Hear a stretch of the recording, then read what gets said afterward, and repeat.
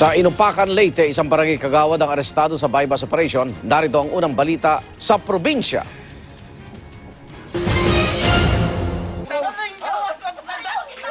Nagpupumiglas pa ang lalaking ito matapos maaresto ng mga operatiba ng PIDEA sa isinagawang bypass operation sa Inupacan, Leyte. Ang suspect, kinilalang si Jesse Joseph De Catoria, pusher umano at isa pa manding barangay kagawad. Pagdating sa presinto, todo tanggi pa ang suspect na siya ang katransaksyon ng mga operatiba, pero ilang sachet ng droga ang kanilang nakuha mula sa suspect.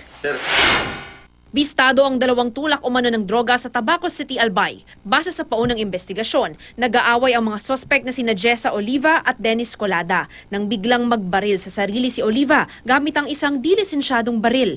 Isang tama ng bala ang tinamo niya sa tiyan. Pagresponde ng mga pulis, nakuhanan ang dalawang suspect ng 3 sachet ng hinihinalang shabu, marijuana at 20,000 piso. Kaya't matapos sa ospital ay sa presinto naman ang diretsyo ng babaeng biktima.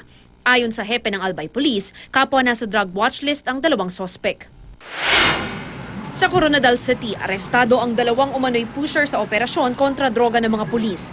Kinilala ang mga salarin na sina Rowel Austria at Jesonar Poticar. Nakuha sa mga sospek ang 3 sachet ng shabu at mga pinatuyong dahon ng marijuana. Si Poticar, iginiit na dumadaan lang siya sa lugar, habang si Austria, dati na raw na aresto para sa iligal na droga. Para sa unang balita, Mav Gonzalez reporting.